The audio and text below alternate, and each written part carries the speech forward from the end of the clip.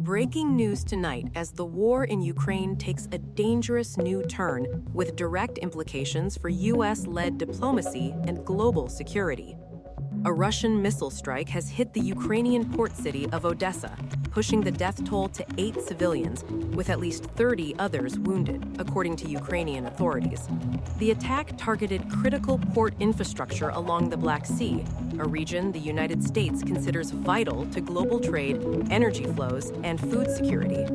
Ukrainian President Volodymyr Zelensky described conditions in Odesa as harsh, accusing Russia of attempting to block Ukraine's access to the Black Sea. That access is central to U.S.-backed efforts to stabilize grain exports and prevent wider economic disruption affecting Europe, Africa, and American allies. Zelensky also signaled internal accountability, saying he is considering replacing the head of Ukraine's Southern Air Command following the strikes. The move highlights growing pressure on Kyiv as Russian missile attacks continue despite Western air defense support. Russia did not stop with Odesa. Ukrainian officials say Moscow also struck the nearby port of Pivdeny, hitting fuel and water reservoirs. U.S. analysts warn such attacks are designed to cripple civilian logistics rather than achieve immediate battlefield gains. Ukraine has responded with operations that stretch far beyond the front lines. Its military confirmed a drone strike on a Lukoil oil rig in the Caspian Sea, damaging the Filanovsky platform and a Russian patrol ship. The strike represents a significant escalation, targeting energy assets that help finance Russia's war effort, an issue closely monitored by Washington.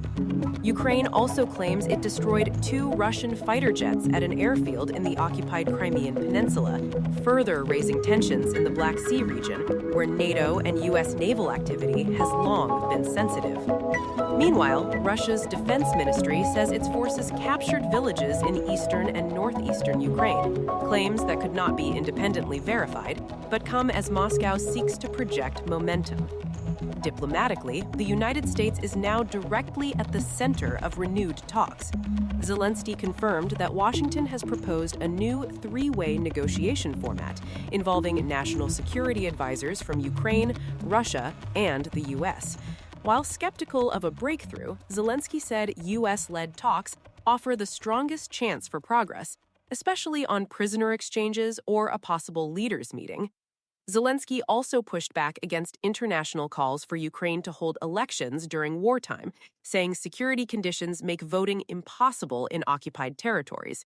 He emphasized that election decisions are not dictated by Vladimir Putin.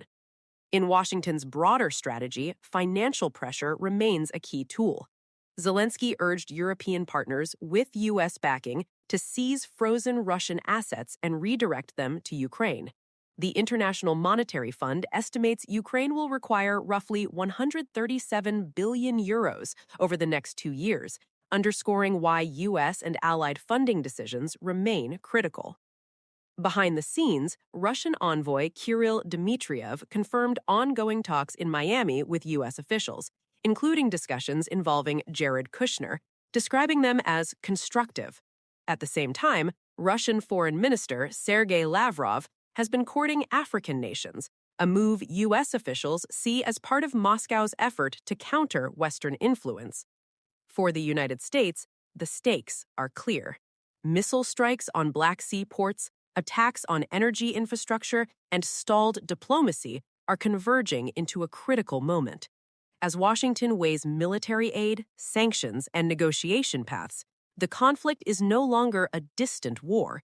It is a central test of U.S. global leadership.